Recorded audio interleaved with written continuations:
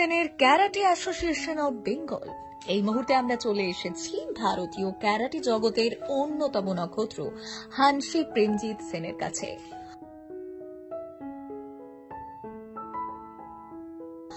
All India শেইশিকং সিত্রয়ু karate ফেডারেশনের কর্ণধার Hansi Premjit Sen. তার দুজন কৃতী ছাত্র বালকৃষ্ণ দমানি ও বাপ্পাদিত্য নন্দী ওয়ার্ল্ড ক্যারাটে ফেডারেশনের পরীক্ষার্থী হিসেবে যাচ্ছে। তাই হানসি প্রেমজিৎ সেনের সংস্থার পক্ষ থেকে শুভেচ্ছা স্বরূপ 25,000 টাকা করে চেক তুলে দেওয়া হয় তাদের হাতে। আজকে আমাদের ক্যারাটে সংস্থা থেকে, আমাদের অল ইন্ডিয়া শেশিনকাই সিত্রু ক্যারাটে ফেডারেশনের থেকে আমরা আগেও বলেছি যে আমরা বাচ্চাদের জন্য সবসময় থাকি। আজকে যখন আমাদের ইনস্ট্রাক্টররা কোনো রকম প্রবলেম হয় তখনও আমরা সবসময় থাকি। কোভিডের সময় আমাদের ইনস্ট্রাক্টরে খুব অসুস্থতার মধ্যে পড়েছে, আমরা সকলে মিলে প্রায় 3 লাখ টাকার মতো আমরা হেল্প করেছিলাম। আজকে আমাদের শেশিনকাই থেকে প্রথম WKF world karate federation referee জাজ পরীক্ষায় যাচ্ছে আমাদের 2 অফ দ্য মোস্ট সিনিয়র কারাটেকার বালকৃষ্ণ দামানি অ্যান্ড বাপ্পাদিত্য নন্দী। তাদের হাতে আমরা ছোট্ট 25,000 রুপিসের একটা স্পন্সরশিপ আমরা ওদের হাতে তুলে দিতে চাই।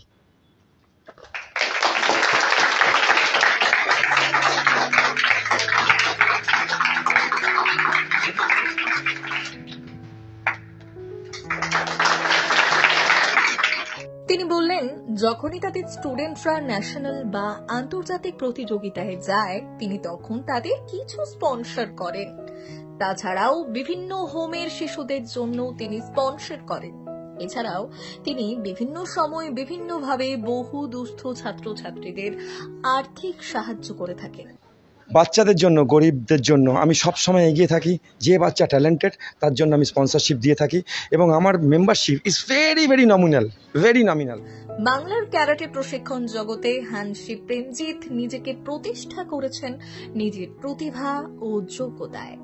তাই তাদের প্রতিষ্ঠান থেকে বহু ছাত্রছাত্রী জাতীয়, সাউথ এশিয়া, কমনওয়েলথ, এশিয়া ও ওয়ার্ল্ড ক্যারাটে প্রতিযোগিতায় অংশ নিয়েছে ও বিভিন্ন মেডেল নিয়ে এসেছে। আমাদের দেশে প্রবলেমটা হচ্ছে আজ থেকে না, যেই দেশে মা সীতাকে অগ্নি পরীক্ষা দিতে হয়েছে সেখানে তো আমাদের রেগুলার অগ্নি পরীক্ষা দিতে হবে। এটা নতুন কি? আজকে কমনওয়েলথ কারাটে চ্যাম্পিয়নশিপে ভারতবর্ষকে রিপ্রেজেন্ট করছে আমাদের বাংলার বাচ্চারা, আর আমরা বাংলা ক্যারাটেকাররা। সে মতবার বিরোধ হতেই পারে, কিন্তু আমরা মিথ্যে বলবো কোনোদিন না। আজকে মোহনবাগান ইস্টবেঙ্গল যখন খেলে, যাদের জীবিকা মোহনবাগান ফুটবল না, যাদের জীবিকা পেশা ফুটবল না, তারাও মোহনবাগান ইস্টবেঙ্গলকে সাপোর্ট করে। এটাই সমস্যা আমাদের ক্যারাটেতে। আজকে আমাদের বাচ্চারা দারুণ রেজাল্ট করে এসছে। বাংলার বাচ্চারা যারা ন্যাশনাল টিমে ছিল তারা দারুণ রেজাল্ট করেছে। এর মধ্যে একটি বাচ্চা আমার সামনেই আছে, বিপাশা পাল, এবার ন্যাশনালেও সিলভার মেডেলও পেয়েছে। তুমি কংগ্রেস গেমে গেছিলে, হ্যাঁ, কেমন খেলে, মানে কিরকম খেলা হয়েছে বা কেমন যদি একটু শেয়ার? অনেক টাফ ছিল। আমি 2টো গোল্ড আর একটা সিলভার নিয়ে এসেছি। সিলভারটা এলিট ক্যাটাগরিতে ছিল আর 2টো গোল্ড ক্লাব কম্পিটিশনে, একটা টিম কাতায় আর একটা ইন্ডিভিজুয়াল কাতায়।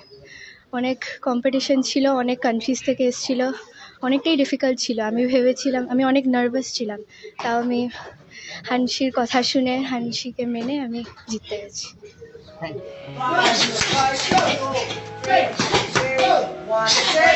তিনি বললেন, সুন্দরবন থেকে জঙ্গলমহল, জঙ্গলমহল থেকে পাহাড়, সর্বত্র তার প্রতিষ্ঠান আছে। এছাড়াও ভারতের 17টি রাজ্যে তার প্রতিষ্ঠান আছে। আর ভারতের বাইরে Bangladesh, Pakistan, Nepal, Iran, turkey, Italy, Mexico সহ 7টি দেশে আছে তার প্রতিষ্ঠান। একজন বাঙালি হিসেবে এই জায়গায় যাওয়া মোটেই খুব সহজ কাজ ছিল না। আমার সল্টলেকে বাচ্চারা বসিরহাট থেকেও আসে, সুন্দরবন থেকেও আসে, কৃষ্ণনগর থেকেও আসে, মেদিনীপুর থেকেও আসে প্র্যাকটিস করতে, এবং তারাই আসে যারা মনে করে যে রাজ্য এবং জাতীয় স্তরে চ্যাম্পিয়ন হব। বিকজ আমার এখানে কোনো রকম শর্টকাট নেই। এবং আমি বারবার বলি, আমাদের ইনস্ট্রাক্টরদেরও আমি এইভাবে প্রমোট করি, এইভাবে মানে ঘিরে রাখি যে রেগুলার প্র্যাকটিস করতেই হবে, আর যারা এটার মধ্যে করতে পারে না তারাই বাইরে চলে যায়। হানসি প্রেমজিৎ সেন আরো বললেন, তার প্রতিষ্ঠান সম্পর্কে নানা কথা রটনা আছে, কিন্তু তার প্রতিষ্ঠানের আসল কথা হলো পারফরমেন্স। ব্যাকডোর দিয়ে এখানে কিছু হবে না। তার প্রতিষ্ঠানে ফাঁকি দেওয়ার কোনো জায়গা নেই। পারফর্ম করলে সেখানে থাকবে, না করতে পারলে চলে যেতে হবে।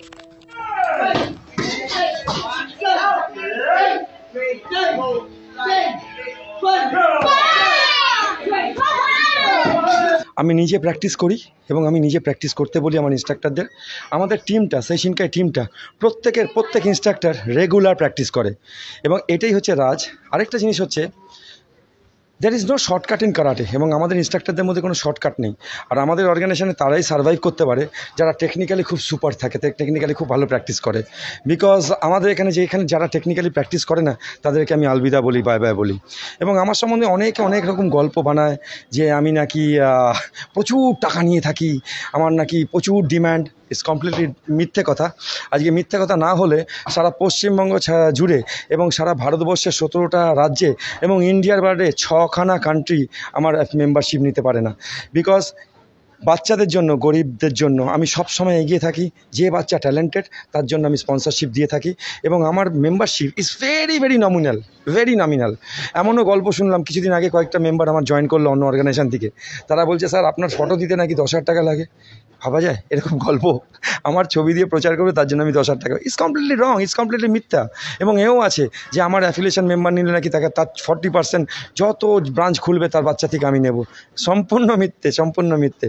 এমনও কথা আছে যে আমার অর্গানাইজেশনে আসলে নাকি আর জীবনে বেরোতে পারবে না কোথাও। No, it's not like that. একদম মিথ্যে। বিকজ প্রচুর গল্প রচনা হয় আমার সম্বন্ধে, but at the end of the day আমি মনে করি সততার সবসময় জয় হয় এবং ভগবান তার সাথেই থাকে যে সততার পথে চলে। অ্যাকচুয়ালি একটা আজকের দিনে স্মার্টফোনের যুগে আমি প্রত্যেক প্যারেন্টসদের বলবো যেখানেই হু হা হয় সেখানেই ভর্তি করবেন না। একবার জানুন, আজকের দিনে এত ইজি, ওয়ার্ল্ড একটা মোবাইলে চলে এসছে। তাই সবথেকে ইজি হচ্ছে আমাদের ক্যারাটের একটা লাইনেজ আছে। প্রত্যেক জায়গারই একটা লাইনেজ থাকে। যেমন ওয়ার্ল্ড ক্যারাটে ফেডারেশন, সেটা হচ্ছে ইন্টারন্যাশনাল অলিম্পিক কমিটির অন্তর্গত। এশিয়ান ক্যারাটে ফেডারেশন, যেটা অলিম্পিক কাউন্সিল অফ এশিয়ার অন্তর্গত। ইন্ডিয়াতে ক্যারাটে ইন্ডিয়া অর্গানাইজেশন এবং রাজ্যে একমাত্র ক্যারাটে সংস্থা ক্যারাটে অ্যাসোসিয়েশন অফ বেঙ্গল। এর বাইরে যারাই ক্যারাটে করছে wastage of time, money and career. আপনার কোশ্চেন হতে পারে কেন wastage of time, money, career হবে? বলে আজকে আমি রাজ্য চ্যাম্পিয়নশিপ বলে একটা চ্যাম্পিয়নশিপ করে নিলাম, জাতীয় স্তরের করলাম, উৎসব করলাম, এই করলাম, ভালো, very good. But what next? সেই জাতীয় চ্যাম্পিয়নশিপ থেকে সেই বাচ্চাটা কি কমনওয়েলথে যেতে পারবে? সাউথ এশিয়ান ক্যারাটে চ্যাম্পিয়নশিপে যেতে পারবে? এশিয়ান ক্যারাটে চ্যাম্পিয়নশিপে যেতে পারবে? ওয়ার্ল্ড ক্যারাটে ফেডারেশন চ্যাম্পিয়নশিপে যেতে পারবে? No. Then what is the use of it? Wastage of time, money and career. আরেকটা কোশ্চেন মানুষের আসে যে আচ্ছা আপনাদের ক্যারাটে ইন্ডিয়া অর্গানাইজেশন, আপনারা তো বলছেন ওয়ার্ল্ড WKF এর আন্ডারে, তো এখনও আপনাদের আইওএ বা গভর্নমেন্ট অফ ইন্ডিয়ার রেকগনিশন পায়নি কেন? Yes, very good idea, very good question. এটা টাইমের সময় সাপেক্ষ, বাট আলটিমেটলি কিছুদিনের মধ্যেই আমরা পেয়ে যাব। তার কারণ একটাই, আমি মিথ্যে বললে আপনারা চেক করতে পারেন। তার কারণ একটাই, as per the government of India sports code it is clearly mention, যেই সংস্থা, যেই ন্যাশনাল বডি ইন্টারন্যাশনাল ওয়ার্ল্ড বডির সাথে রেকগনাইজ, ওয়ার্ল্ড বডি বলতে যাকে ইন্টারন্যাশনাল অলিম্পিক কমিটি দিয়েছে, সেই বডিকেই গভর্নমেন্ট অফ ইন্ডিয়া আইওএ দিতে হবে, বিকজ তাদেরই রুলসে এটা লেখা আছে। So it's all about time. তাই আমি প্রত্যেককেই বলছি যারা বাইরে আছেন তারা এইভাবে সময় নষ্ট করবেন না, বাচ্চাদের জীবন নিয়ে খেলবেন না, সঠিক জায়গায় আসুন। Because we are all friends, we are all brothers, we will work together for the betterment of karate. আর বাচ্চাদের জন্য কি বার্তা দেবেন? বাচ্চাদের জন্য একটাই বলবো, গার্জেনদেরও বলবো সঠিক জায়গায় ক্যারাটে শেখান, সঠিক পদ্ধতিতে ক্যারাটে শেখান। এবং there is no shortcut in karate. Belt করলে হবে না, পারফরমেন্স করতে হবে। নিজের পারফরমেন্স যতদিন রাখতে পারবেন, আর সেটাই আপনার পরিচয়। Thank you.